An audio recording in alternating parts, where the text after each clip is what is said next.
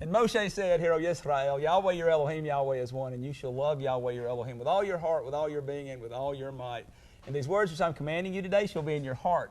You shall impress them upon your children, and shall speak of them when you sit in your house and when you walk by the way, when you lie down and when you rise up, and shall bind them as a sign on your hand, and they shall be as frontlets between your eyes, and you shall write them on the doorposts of your house and on your gates. Shabbat shalom, everyone. Shabbat shalom to everyone worshiping with us at home. It's a blessing to have everyone here today. And the name of the message today is called Coexist. You know, with a question mark at the end of it? Yeah, Coexist. Have you ever seen one of those bumper stickers that say Coexist? Yeah. It uses symbols typically. There's lots of different variants of it, but it uses symbols from several different religions and philosophies and genders. You know, there are several variants, like I said, but what you'll typically see is there will be for the sea, there'll be the crescent moon with the star to symbolize Islam. All right? Then there will be something for the O, like a peace sign, or another round symbol, like a circle with a pentagram in it. Yeah, the E is usually a male and a female symbol combined. You know the way they want children's restrooms to be now? Yeah. So they can coexist. The X is nearly always the Star of David for Judaism. Oftentimes the I is either for pagan or Wiccan or have the Baha'i symbol in it. And the S is frequently the yin and the yang. And that represents several Eastern philosophies and religions. And the T is, you guessed it, the cross for Christianity. The idea is that all of these different religions and philosophies should all just get along with one another. You know? The problem is, though, is that this is usually proposed by people who have no idea what they're talking about. They have no idea what they're talking about. And they do not understand that in many cases this is about like asking a puppy to coexist with a fish. And you think about that for a minute. You think about that for a minute. Either way, somebody who's supposed to be dry will drown, or somebody who's supposed to be drenched will be dehydrated. All right? It's a bunch of silly idealism is what it is. But I want to share something with you today that you may have never considered before. And it's this. What does the name Yahweh mean? He who exists. All right? His name means He who exists. Let's take a look at what he says about sharing his space with others. Deuteronomy chapter 32. It's going to be close to verse 38.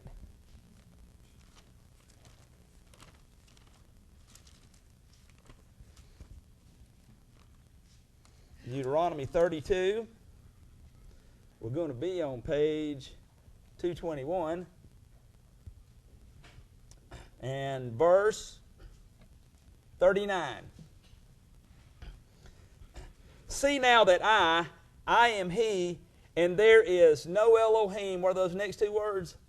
Besides me. I put to death and I make alive. I have wounded and I heal, and from my hand no one delivers. All right, same book, Deuteronomy 4.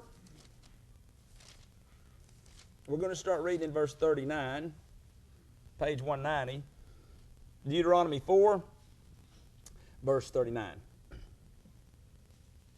And you shall know today and shall recall to your heart that Yahweh Himself is Elohim in the heavens above and on the earth beneath. There is what? None else. And you shall guard His laws and His commands which I command you, so that it is well with you and with your children after you, and so that you prolong your days on the soil which Yahweh your Elohim is giving you for all time. And I want to look at one more here. Exodus chapter 20. Shemot chapter 20. I'm going to start reading in verse 1. And we're not going to read all of this passage here, but starting in verse 1, it says, And Elohim spoke all these words, saying, I am Yahweh your Elohim, who brought you out of the land of Mitzrayim, out of the house of slavery. You have no other mighty ones against my face. Now, in many translations, it'll say, you have no other Elohim before me. All right? But actually, it says, that's more like what it says in the Hebrew, against my face. Another way to look at that is, don't be shoving these other Elohim in my face. To have them out there before me is like shoving them in his face. All right? All right?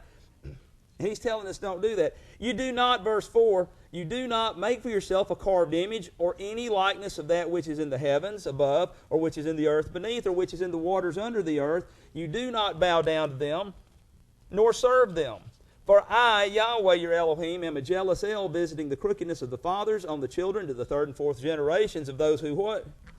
Hate me, but showing kindness to thousands of those who love me and what? Guard my commands. It doesn't sound like Yahweh would ride around with one of those bumper stickers on his car, does it? No, I don't think so.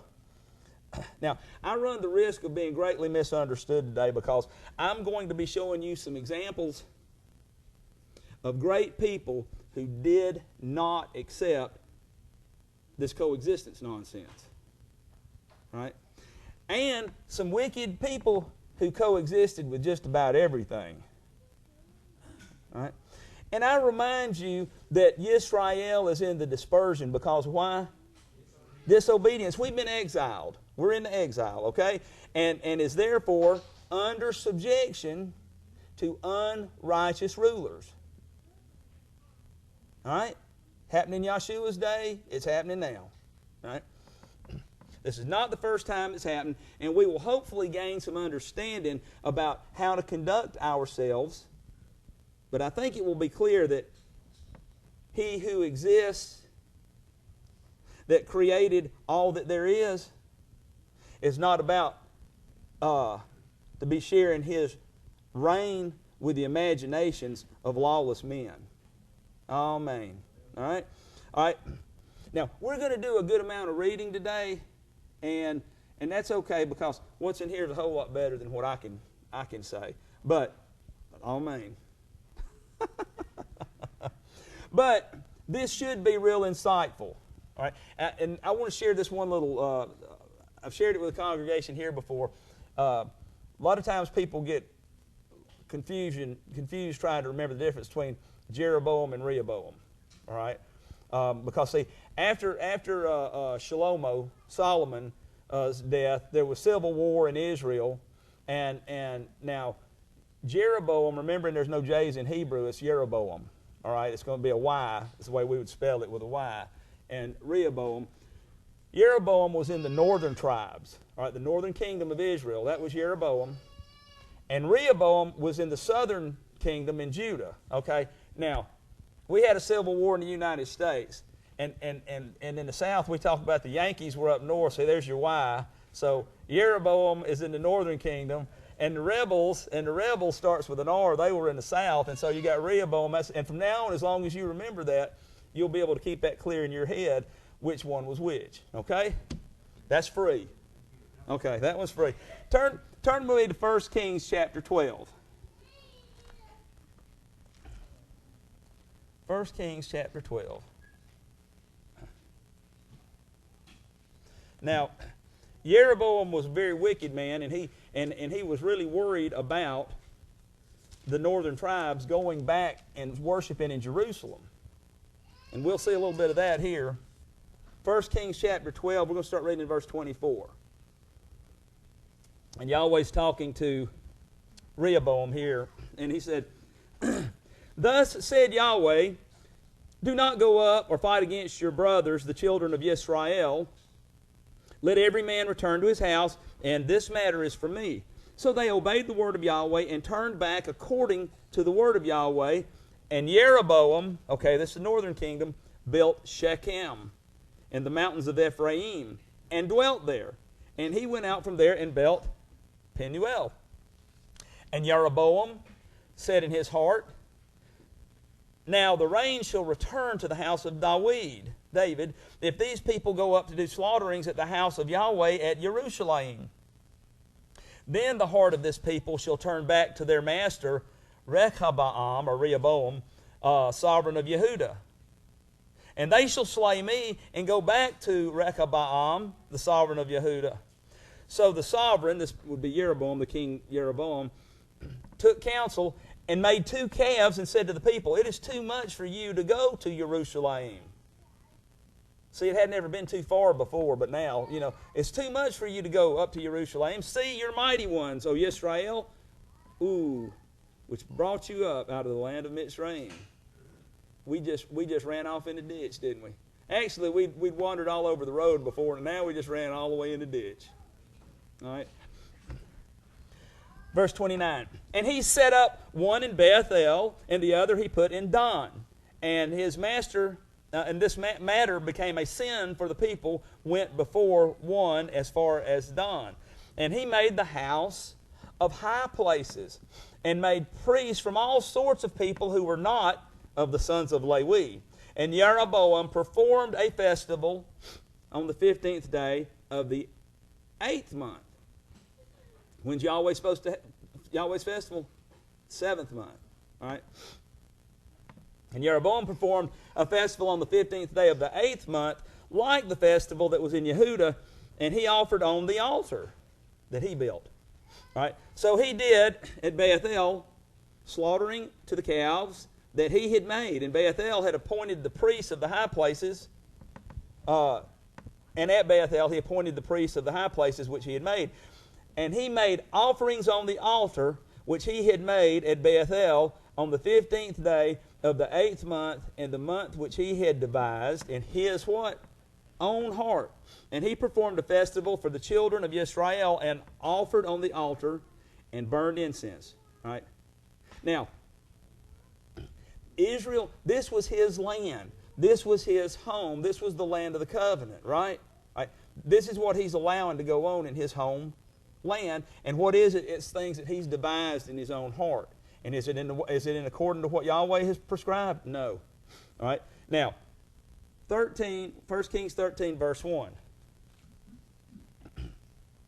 And see, a man of Elohim went from Yehudah to Bethel by the word of Yahweh, while Jeroboam was standing by the altar to burn incense, and he cried out against the altar by the word of Yahweh and said, O altar, altar, thus said Yahweh, see, a son is to be born to the house of David.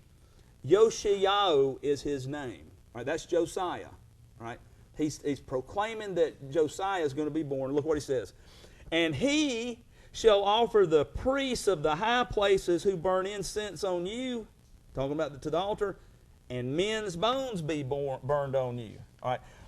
This man prophesied this and called Josiah or Yoshiyahu by name over 300 years before he was born.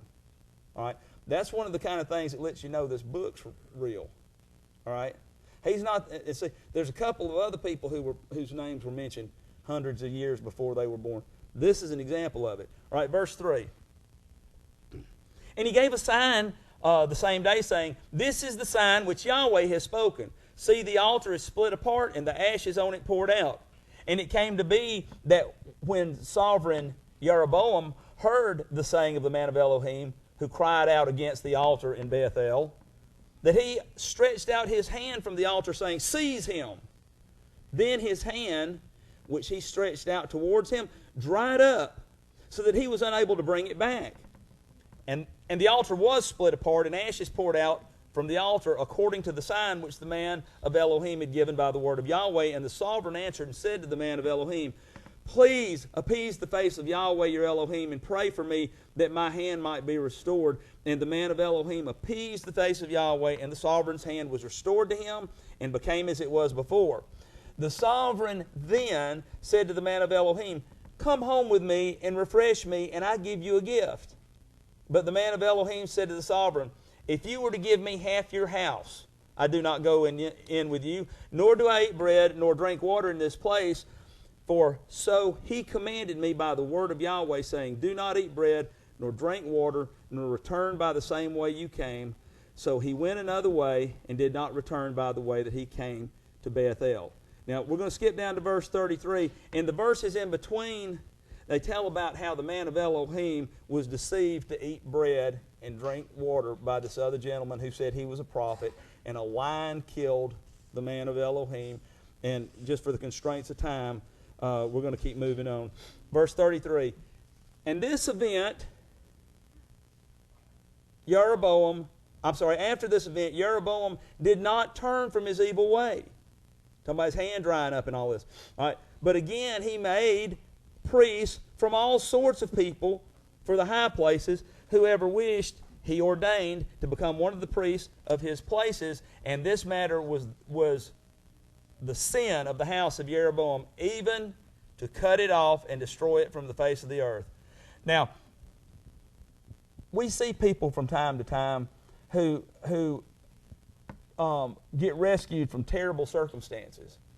And they'll ask for prayer and all this kind of stuff, and then when they get saved, they go right back to doing what they were before. Jeroboam's not any different than those folks. You know, and probably in a lot of ways. All right. Now, let's move forward to the days of Josiah's grandfather. His name was Manasseh. All right. He was the son of Hezekiah. Now Hezekiah was a very righteous king. All right.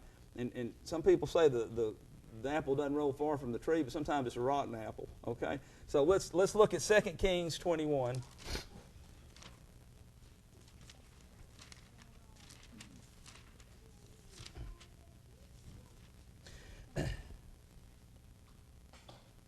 See, in a little bit, we're going to get up here to Josiah's reign, and what we just read is going to become relevant. But there's a couple of reasons why we're doing this. I'm wanting you to see just how much wickedness started to happen in Israel and in Judah over this period of time. 2 Kings chapter 21, verse 1. Manasseh was 12 years old when he began to reign, and he reigned 55 years in Jerusalem. All right, that's how you know it's a southern kingdom. And his mother's name was Hetzibah. And he did evil in the eyes of Yahweh, according to the abomination of the Gentiles, whom Yahweh dispossessed before the children of Israel. For he turned and built the high places which Hezekiah, that's Hezekiah, his father had destroyed, and raised up altars for who? Baal. Okay, so now we've gone beyond just building calves and pillars and things and saying that this is to Yahweh. You know, we're polluting the worship. Now we're straight up going into worshiping other mighty ones. All right, and made an Asherah, as Ahab, the sovereign of Israel, had done, and bowed himself to all the hosts of the heaven and served them. And he built altars in the house of Yahweh, of which Yahweh had said, in Jerusalem I put my name. And he built altars for all the hosts of the heavens in 2 courtyards of the house of Yahweh. This is already sounding like it's not going to end well, doesn't it? And he made his son pass through the fire and practice magic and use divination and consulted spiritists and mediums. He did much evil in the eyes of Yahweh to provoke him. And he placed a carved image of Asherah that he had made in the house of which Yahweh had said to David and to Solomon, his son, in the house and in Jerusalem, which I have chosen out of all the tribes of Israel, I put my name forever. And no more shall I cause the feet of Israel to move from the soil which I gave their fathers. Now, some people won't just focus on that right there, but there's a little caveat that comes next. Only if they guard to do according to all that I have commanded them, and according to all the Torah that my servant Moshe commanded them. But they did not obey, and Manasseh led them astray to do more evil than the Gentiles whom Yahweh had destroyed before the children of Israel. And Yahweh spoke by his servants the prophets, saying, because Manasseh, sovereign of Yehudah, has done these abominations, having done more evil than all the Amorites who were before him. Do you realize how bad that is? That's what got the Amorites run out of the land, aside from the covenant. But Yahweh said that the wickedness of the Amorites had not yet been completed. When it got completed, they came out. Israel took them out. And he's saying right here, he's having done more evil than all the Amorites who were before him, and also made Yehudah sin with his idols. Therefore, thus said Yahweh Elohim of Israel, see, I am bringing such evil upon Jerusalem and Yehudah that both ears of those who hear it shall tingle. And I shall stretch over Jerusalem the measuring line of Shomeron and the plummet of the house of Ahab, and shall wipe Jerusalem as one wipes a dish, wiping it and turning it upside down. And I shall forsake the remnant of my inheritance and give them into the hand of their enemies, and they shall be for a prey and for a plunder for all their enemies, because they have done evil in my eyes, and they have provoked me since the day their fathers came out of Mitzrayim to this day. And also Manasseh, he shed very much innocent blood until he had filled Jerusalem from one end to another, besides his sin which he had made Yehudah sin in doing evil in the eyes of Yahweh. And the rest of the acts of Manasseh and all that he did and the sin that he committed, are they not written in the books of the annals of the sovereigns of Yehudah? So Manasseh was a bad guy. It's just, he's and you know what we did right here? We just told in generalities what he did. We didn't see all the wicked acts. All right, verse 18. So Manasseh slept with his fathers and was buried in the garden of his own house, in the garden of Uzzah, the son of Ammon. And his son Ammon reigned in his place. Ammon was 22 years old when he began to reign, and he reigned 2 years in Jerusalem. And the name of his mother was Meshullemeth, the daughter of Harutz of Yotabah. Right? And he did evil in the eyes of Yahweh, as his father Manasseh had done, and walked in all the ways that his father had walked, and served the idols that his father had served, and bowed himself to them, and forsook Yahweh Elohim of his fathers, and did not walk in the way of Yahweh. And the servants of Ammon conspired against him, and killed the sovereign in his own house. But the people of the land smote all those who had conspired against sovereign Ammon, and the people of the land set up his son Yoshiyahu to reign in his place. This is over 300 years later. And the rest of the acts of Ammon which he did, are they not written in the book of the annals of the sovereigns of Yehudah? And he was buried in his tomb in the garden of Uzzah, and his son Yoshiyahu reigned in his place. All right? So this kind of stuff is going on in their home. All right? They're allowing this kind of stuff in their home. And you know what they're doing? They're coexisting, folks. Matter of fact, they're really getting with it. All right? But let's see how Yoshiyahu, let's see how he managed his home. All right?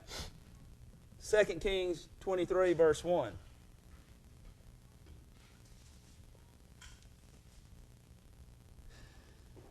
And the sovereign sent, and they gathered all the elders of Yehudah and Jerusalem to him. And the sovereign, this is Josiah, and the sovereign went up to the house of Yahweh with all the men of Yehudah and all the inhabitants of Jerusalem with him, and the priests and the prophets and all the people, both small and great. And he read in their hearing all the words of the book of the covenant which had been found in the house of Yahweh. And the sovereign stood by the column and made a covenant before Yahweh to follow Yahweh and to guard his commands and his witnesses before Yahweh, to follow, and his laws with all his heart and with all his being, to establish the words of his covenant that were written in the book. And all the people stood to the covenant. Then the sovereign commanded Hilkiah, the high priest, and the priests of the second order, and the doorkeepers, to bring out of the Hekal, that would be the temple, right? To bring out of the Hekal of Yahweh all the objects that were made for Baal. Do you realize that this is a big deal? this is a big deal when all the land has become accustomed to this stuff being, these defilements being in here. Josiah gets the book out, reads it to the people, and now to bring out of the Hekal of Yahweh all the objects that were made for Baal and for the Asherah and for all the hosts of the heaven, and he burned them outside Jerusalem and in the fields of Kidron, and took their ashes to Bethel. You remember what Bethel is? All right, that's the place. That's the place where Jeroboam had set up one of the two worshiping places. All right, and he went up there and he put down the black robe priests, whom the sovereigns of Yehudah had appointed to burn incense on the high places in the cities of Yehudah and in the places all around Jerusalem, and those who burned incense to Baal, to the sun, and to the moon, and to the constellations, and to all the hosts of heaven. And he brought out the Asherah from the house of Yahweh to the Wadi Kidron. If you don't know what a wadi is a river that runs during the wet season. All right, that's what it is. All right, to the Wadi Kidron outside Jerusalem, and burned it at the wadi, and ground it to ashes, and threw its ashes on the graves of the sons of the people. All right? Now there's a reason for that. He's not just being nasty, but he is being deliberate. All right? Now, verse 7. And he broke down the houses of the male cult prostitutes that were in the house of Yahweh.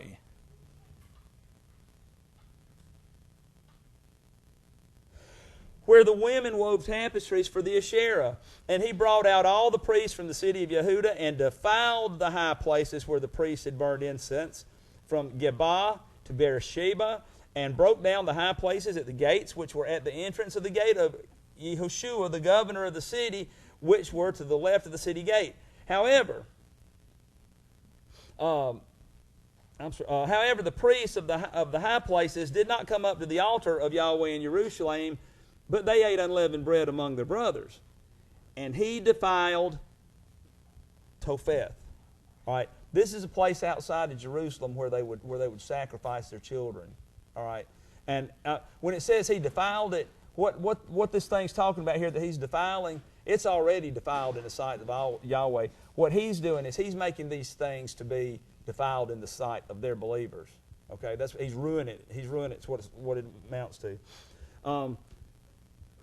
Verse 10, and he defiled Topheth, which is in the valley of the son of Hinnom, so that no man could make his sons or his daughters pass through the fire to Molech. And he did away with the horses that the sovereigns of Yehudah had given to the sun at the entrance of the house of Yahweh by the room of Nathan-Melech, the eunuch, that were in the court. And he burned the chariots of the sun with fire, and the altars that were on the roof of the upper room of Achaz, which the sovereigns of Yehudah had made, and the altars which Menasheh had made in the two courtyards of the house of Yahweh, the sovereign broke down and rushed from there, and he threw their dust into the Wadi Kidron. And the sovereign defiled the high places that were before Jerusalem, which were in the right hand of the mountain of destruction, which Shlomo, the sovereign of Israel, built for Ashtoreth, because he got corrupted too. The abomination of the Zidonians, and for Chemosh, the abomination of the Moabites, and for Milcom, the abomination of the children of Ammon. And he broke in pieces the pillars, and cut down the Asherim, and filled their places with the bones of men. And watch this.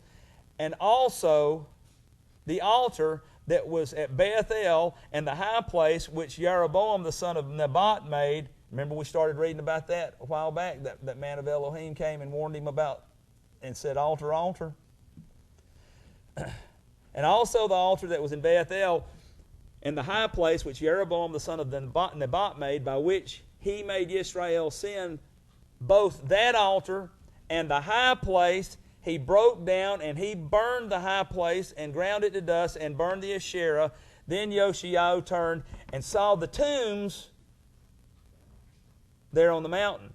And he sent and took the bones out of the tombs and burned them on the altar and defiled it according to the word of Yahweh, which the man of Elohim proclaimed, who proclaimed these words. 350 so years before, he prophesied this would happen.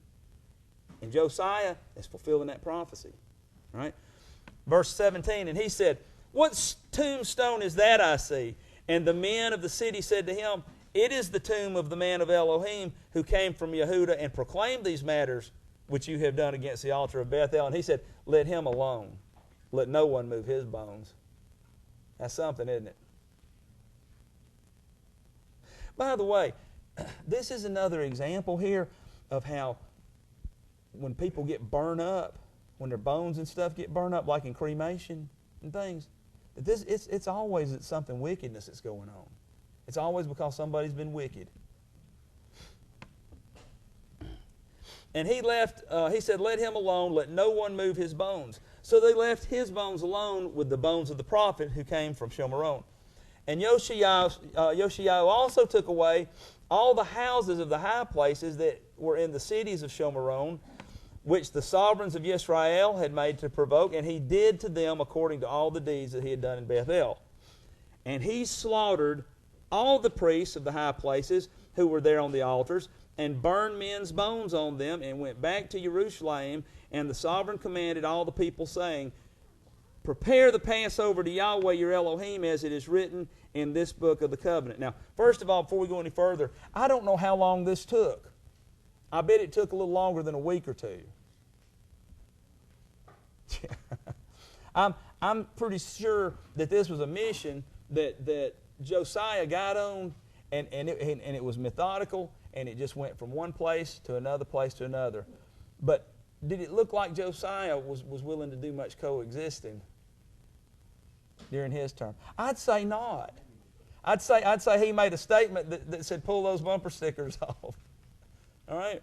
Now, and much more. All right? Verse 21. And the sovereign commanded all the people, saying, "Prepare the Passover to Yahweh your Elohim, as it is written in this book of the covenant." For such a Passover had not been prepared since the days of the rulers who ruled Yisrael, nor in all the days of the sovereigns of Yisrael and the sovereigns of Yehuda. But in the 18th year of sovereign Yoshiyahu, this Passover was prepared before Yahweh in Jerusalem. By the way, Josiah was 8 years old when he started his reign. I think I left those verses out. I can't remember. 8 years old when he started his reign. Verse 24. And also, Yoshiyahu put away those who consulted mediums and spirits, and the household mighty ones and idols, and all the abominations that were seen in the land of Yehuda and in Jerusalem, in order to establish the words of the Torah, which are written in the book that Hilkiah the priest found in the house of Yahweh. And before him there was no sovereign like him, who turned back to Yahweh with all his heart and with all his being, with all his might, according to all the Torah of Moshe, and after him none rose up like him. That's a heck of a testimony, amen. However, Yahweh did not turn from the fierceness of his great wrath, with which his wrath burned against Yehuda because of all his provocations with which Manasseh had provoked him. And Yahweh said, "Even Yehuda I shall remove from my presence, as I have removed Yisrael, and I shall reject this city." What city? Jerusalem? Some people don't want to hear that. "And I shall reject this city, Jerusalem, which I have chosen, and the house which I said, my name is there." And the rest of the acts of Yoshiyahu and all that he did, are they not written in the book of the annals of the sovereigns of Yehuda?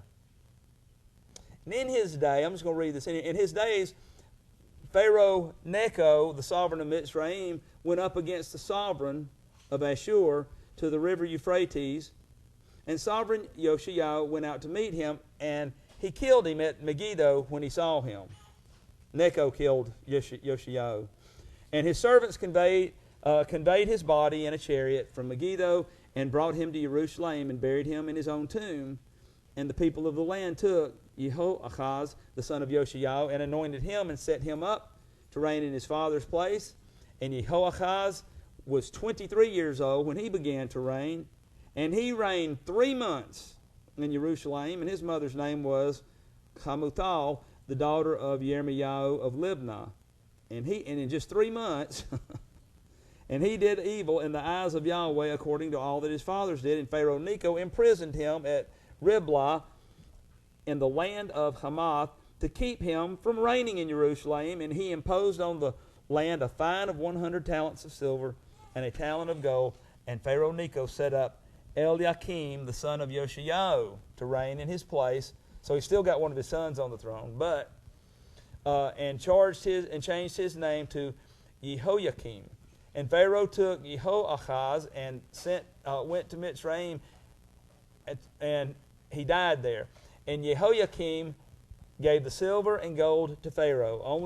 Only he taxed the land to give silver according to the command of Pharaoh. He extracted silver and gold from the people of the land, from everyone according to his assessment, to give to Pharaoh Necho. And Jehoiakim was 25 years old when he began to reign, and he reigned 11 years in Jerusalem. And his mother's name was Zebedah, the daughter of Pedaiah of Rumah. And he did evil in the eyes of Yahweh according to all that his fathers did. So after all the great things that Josiah did in Yehuda, in Judah, the boys are going right back to the vomit. Just going right back to the vomit. All right? Now, so this is what Josiah did in the land that Yahweh had given them. All right? That land had been defiled. And he was trying to restore it to back where it should be, to follow Yahweh with all his heart, with all his being, and with all his might. Soon after this, though, Judah winds up getting carried off into Babylon. Okay? They get carried off to Babylon. That was prophesied as well. All right? So, how do we stay true to Yahweh while in subjection to the authorities of the world? Well, for one thing, Yahweh comes first. Yahweh comes first. But I'd like to look at the book of Daniel now for a minute. Daniel chapter 1. We're going to start reading in verse 1. Because, you see, we're going to be reading about some young Israelite men who have been carried off into Babylon. All right? And why are they in Babylon? Because Judah had been so disobedient to Yahweh. And they were carried away. And now they're there because Yahweh sent them there. Did Yahweh send them there to overthrow the government? No, He sent them there to be punished. All right? Daniel 1, verse 1. And in the 3rd year of the reign of Jehoiakim, the sovereign of Yehuda, Nebuchadnezzar, the sovereign of Babel, came to Jerusalem and besieged it. And Yahweh gave Jehoiakim, the sovereign of Yehuda, into his hand with some of the utensils of the house of Elohim, which he brought to the land of Shinar, to the house of his mighty one. And he brought the utensils into the treasure house of his mighty one. And the sovereign said to Ashpenaz, the chief of his eunuchs, to bring some of the children of Israel and some of the sovereign's descendants and some of the nobles, young men in whom there was no blemish, but good looking, having insight in all wisdom, having knowledge and understanding, learning, capable, standing in the sovereign's palace, and to teach them the writing and the speech of the Chaldeans. Sounds like right there, this is not where an Israelite wants to be. All right? And the sovereign appointed for them a daily ration of the sovereign's food and of the wine which he drank. Now listen, the sovereign is trying to be kind to these boys. He's giving them the best of what he's got. But guess what? It's not good in the sight of Yahweh. All right? And 3 years of training for them, so that at the end, therefore, they should stand before the sovereign. Now, among them, from the sons of Yehuda, Daniel, Hananiah, Mishael, and Azariah. And the chief of the eunuchs gave them names. For he called Daniel Belteshazzar, and Hananiah Shadrach, and Mishael Meshach, and Azariah Abednego. But Daniel laid it upon his heart that he would not defile himself with the portion of the sovereign's food, nor with the wine which he drank. So he asked permission from the chief of the eunuchs not to defile himself. All right, folks, there's an example right there of one of the things that we do. All right, we don't defile ourselves with these foods, even in the exile. Verse 9, and Elohim granted Daniel kindness and compassion from the chief of the eunuchs. But the chief of the eunuchs said to Daniel, I fear my master, the sovereign, who has appointed your food and drink. For why should he see your face looking worse than the young men who are your age? Then you would make my head guilty before the sovereign. And Daniel said to the overseer from the chief of the eunuchs, had set over Daniel, Hananiah, Mishael, and Azariah, please try your servants for 10 days and let them give us vegetables to eat and water to drink. Then let our appearances be examined before you, and the appearances of the young men who eat the portion of the sovereign's food, and do with your servants as you see fit. And he listened to them in this matter and tried them 10 days. And at the end of 10 days, their appearances looked better and fatter in flesh than all the young men who ate the portion of the sovereign's food. And it came to be that the overseer took away their portions of food and the wine that they were to drink, and gave them vegetables. As for these 4 young men, Elohim gave them knowledge and skill in all learning and wisdom, and Daniel had understanding in all visions and dreams. And at the end of the days, when the sovereign had said that they should be brought in, the chief of the eunuchs brought them before Nebuchadnezzar, and the sovereign spoke with them, and none among them all were found like Daniel, Hananiah, Mishael, Azariah. So they stood before the sovereign, and in any word of wisdom and understanding about which the sovereign examined them, he found them 10 times better than all the magicians, the astrologers, who were in all his reign. And Daniel continued until the first year of the sovereign of Koresh. Okay. Now, Daniel winds up serving as we find out in Daniel chapter 6, as a governor in Babylon. Okay? He was a governor. He was a high-ranking official. Right? This happened after he interpreted Nebuchadnezzar's dream. We're not going to get into that today because of constraints of time. All right, chapter 2, verse 46.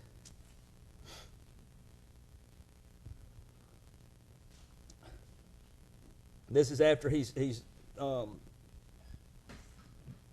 interpreted the dream for Nebuchadnezzar. Then sovereign Nebuchadnezzar fell on his face and did obeisance before Daniel, and gave orders to present to him an offering and incense.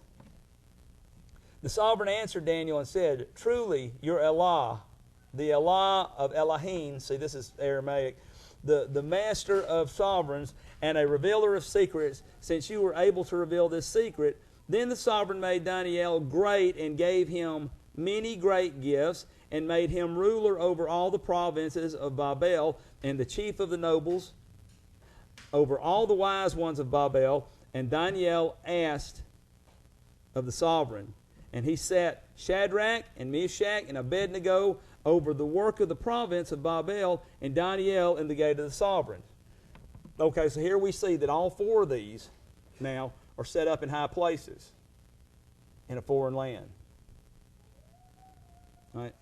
Now, in the next chapter, we learn about Nebuchadnezzar building this great statue to himself that everybody is supposed to bow down and worship.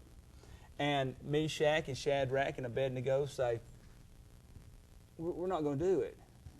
You know, because the command had come out and said, when you hear the harps and the lyres and the timbrels and the trumpets and all that stuff, and everybody's supposed to bow down, but they wouldn't do it. And they told him, it says Yahweh will save us, but even if he doesn't, we still will not bow down and worship your mighty one that you've made. Right? That's what you do when you're in a foreign land, and they want you to transgress against Yahweh. They're not here trying to overthrow this land, but they're also putting Yahweh first.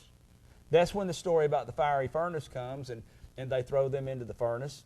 I don't know if everybody knows the story or not, but they get thrown in the furnace of fire. Nebuchadnezzar has it turned up 7 times, and the men that went to throw them in fell down dead because the heat was so bad they burn up. And they're watching these 3 guys walking around in the furnace, and they see a 4th one walking around in there that they said looks like the son of Elah, the son of Elohim. And they come out, and nobody's burned, no scorched hair. They don't even have the smell of smoke on them, right?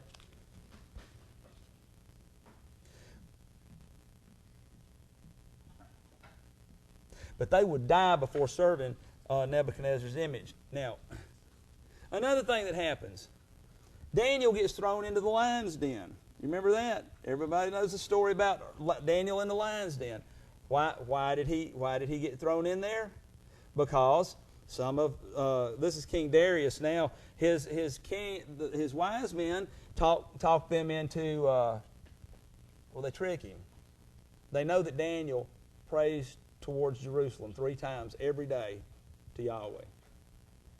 And so what they do is they say, tell you what, anybody that prays to any other mighty one except you, O great king, be over for their kind.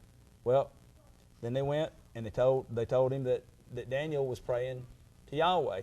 But guess what? The king thought very highly of Daniel. And it grieved him, but he couldn't go back on his word. And Daniel was thrown into the lion's den. And guess what? Just like the other 3 that was thrown in the furnace, Yahweh delivered him for being faithful to him. Now, they were absolutely devoted to Yahweh while being in exile. We're in exile, folks. We've got the same opportunity. We're not in our home.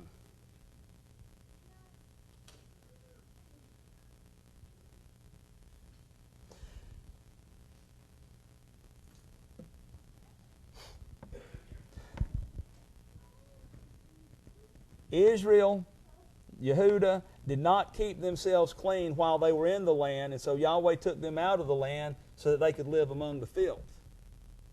All right? So that they could, you know, they ain't nothing like living in the junkyard to make you wish you back home, you know it. Don't matter if they didn't have cable TV. All right?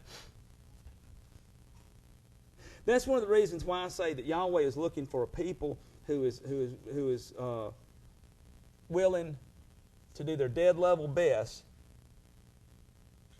to serve Him as much as we possibly can while we're in this dispersion.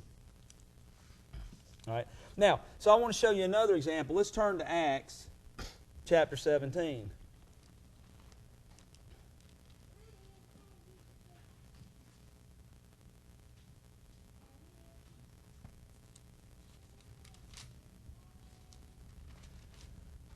You saying they can't hear, Pat? You can try that one. See if there's another battery put in there. Acts 17. Thank you. Acts 17, verse 14. And then, immediately the brothers sent Shaul, that would be Paul, away to go to the sea, but both Silas and Timothy stayed there.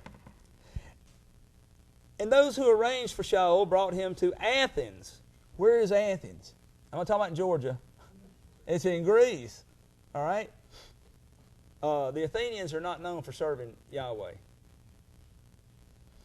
And receiving the command from Silas and Timothy to join him as soon as possible, they departed. But while Shaul was waiting for them at Athens, his spirit was stirred up within him when he saw that the city was utterly idolatrous. Therefore, indeed, he was reasoning in the congregation with the Yehudim, with the Jews that were there, and with the Gentile worshippers, and in the marketplace daily with those who met there. And some of the Epicurean and the Stoic philosophers encountered him, and some were saying, "What does this babbler wish to say?" Others said, "He seems to be a proclaimer of strange mighty ones, because to them he brought the good news, Yahshua, and the resurrection." So they laid hold of him and brought him to the Areopagus, yes. Areopagus, saying, are we able to know what this fresh teaching is which you speak? For you are bringing some strange matters to our ears. We wish then to know what these mean.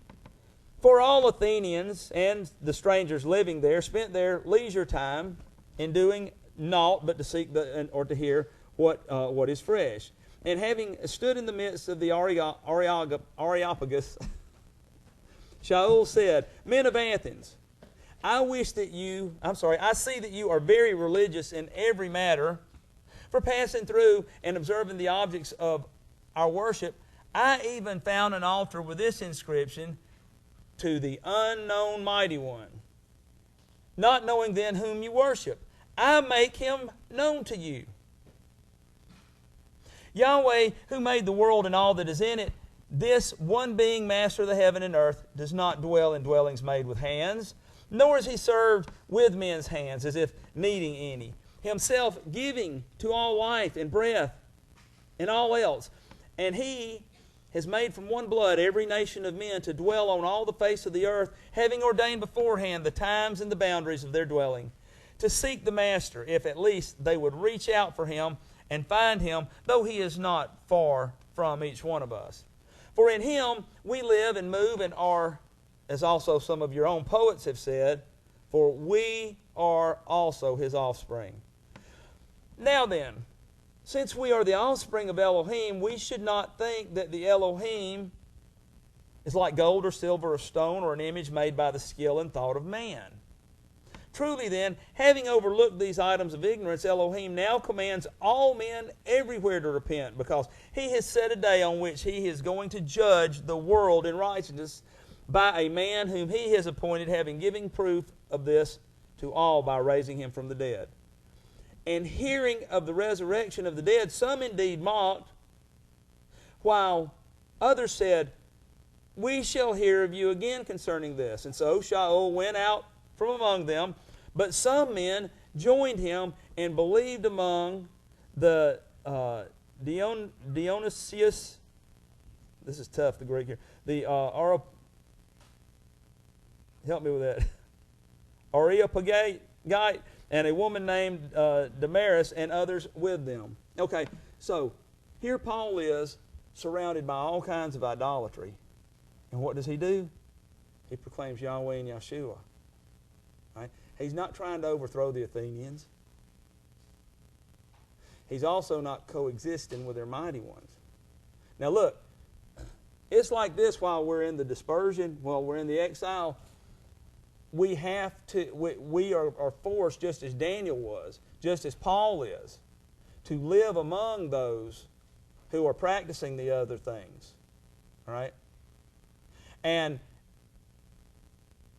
to live among them and be friendly or to do business or whatnot. I mean, Abraham was doing business with people that didn't believe like he did, you know? All right? But this coexisting stuff, something different. And Paul's not coexisting here. He's bringing them out. Now, the ones who want to stay in the mess, but he's bringing the ones out. All right? So Paul found converts through preaching Yahweh and Yeshua. Deuteronomy 12. Devarim chapter 12. We'll start reading in verse 28.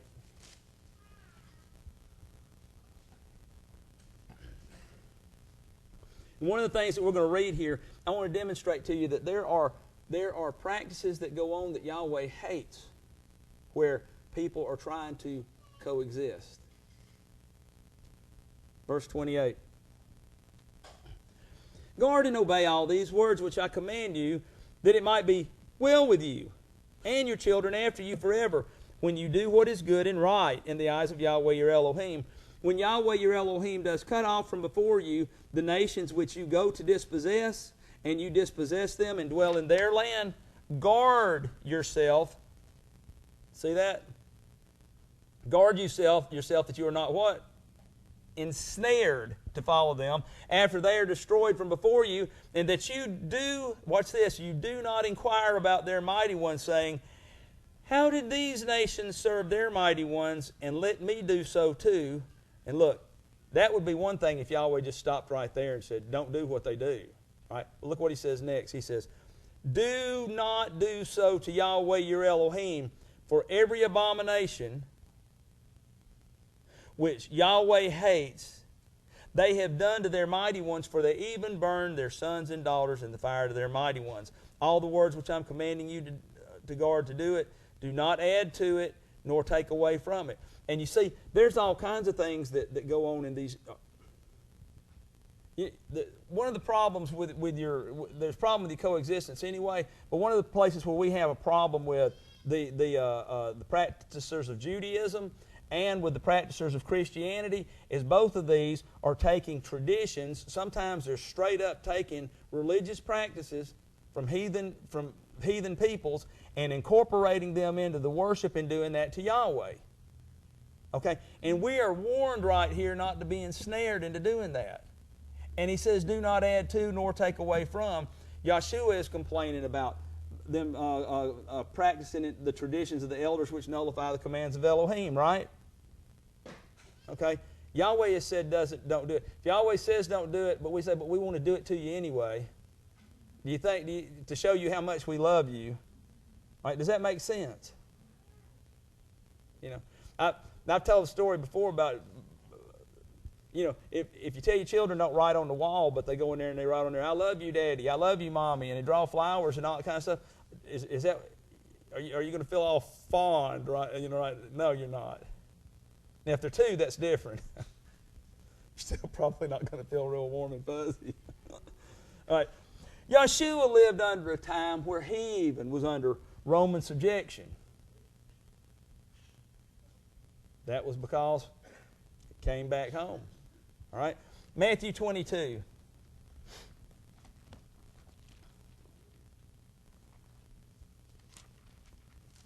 Matthew 22, we're going to start reading verse 15. Page 943.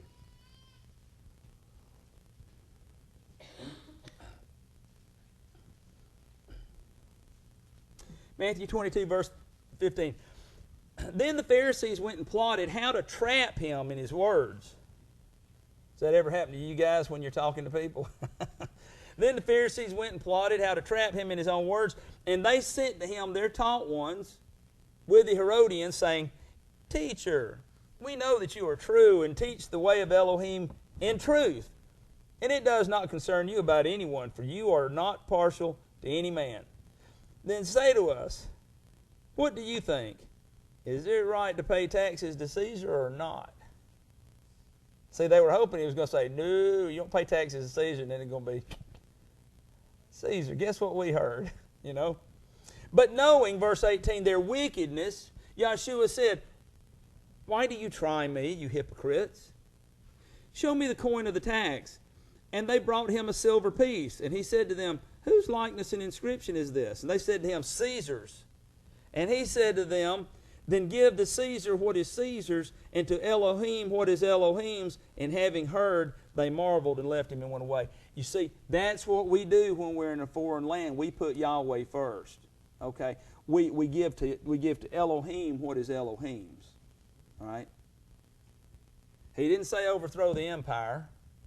Now, we've talked before about tearing down their high places.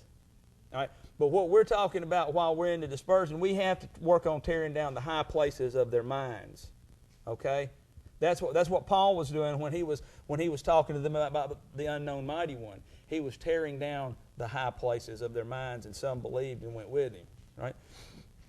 Matthew 10. We're going to start reading in verse 31.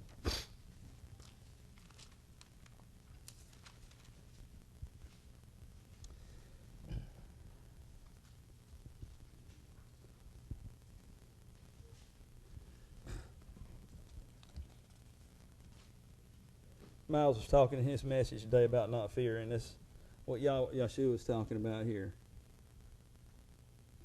Do not fear. You are worth more than many sparrows. Everyone, therefore, who shall confess me before men, him I shall also confess before my Father who is in the heavens. But whoever shall deny me before men, him I shall also deny before my Father who is in the heavens.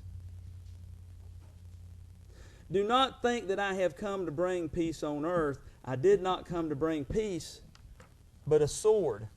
For I have come to bring division, a man against his father, a daughter against her mother, and a daughter-in-law against her mother-in-law, and a man's enemies are those of his own household. Do you not think that Yahshua was the enemy of those in his homeland? Sure he was. Sure he was. We didn't get an opportunity today to talk about Elijah, but Elijah was proclaiming Yahweh, and we may talk about that next week. Elijah was proclaiming Yahweh, and he thought he was the only one left. He thought he was the only one left. That's because he had become such an enemy in his own homeland. Yahshua is saying here, it even comes into your house. It even comes into your house. Not because he just wants people to argue, but because there is going to be division, because some are going to want to follow Yahweh and some are not. Moving right along, verse 37. Pat mentioned this earlier today.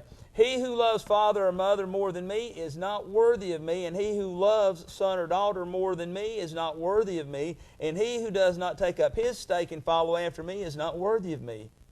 He who has found his life shall lose it, and he that has lost his life for my sake shall find it. He who receives you receives me, and he who receives me receives him who sent me.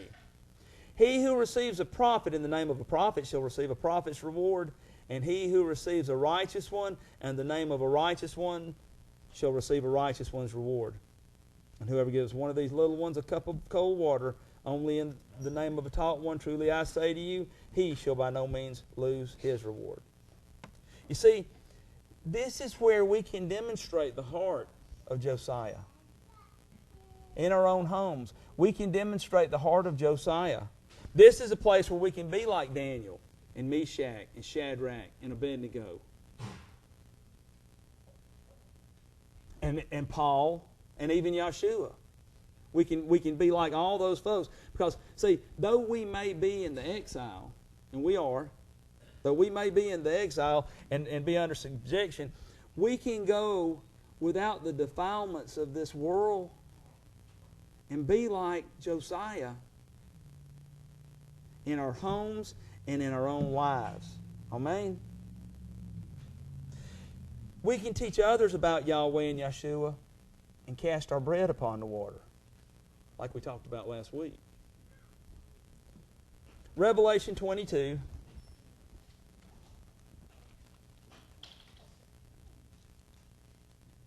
It's interesting. I think we mentioned this when we were talking about distinguishing impartiality. Revelation 22, verse 13.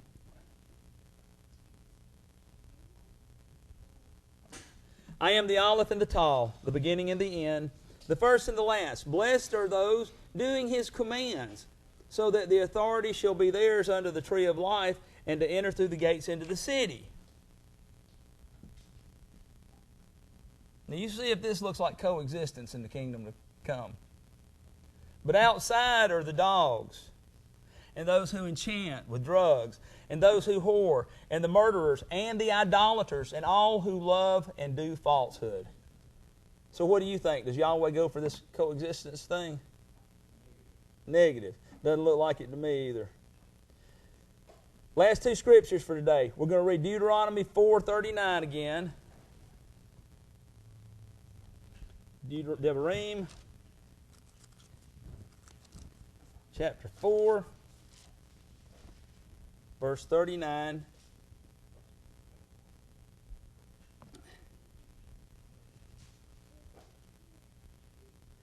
And you shall, what?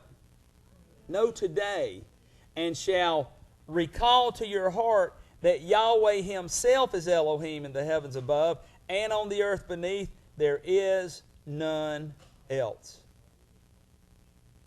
And the last one is Isaiah chapter 42. It's close to verse 7.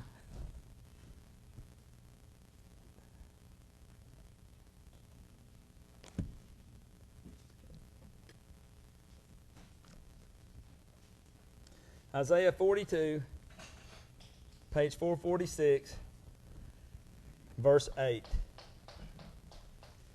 I am Yahweh. That is my name and my esteem. I do not give to another, nor my praise to idols. No, brothers and sisters, I don't think that Yahweh is interested in coexisting.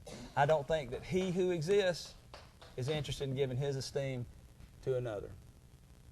Yavrokeka Yahweh va'ishmareka, Ya'er Yahweh panavaleka bikuneka, Yasa Yahweh panavaleka v'yasem lakash shalom. Yahweh bless you and guard you. Yahweh make His face to shine upon you and show favor to you. Yahweh lift up His face upon you and give you His complete contentment.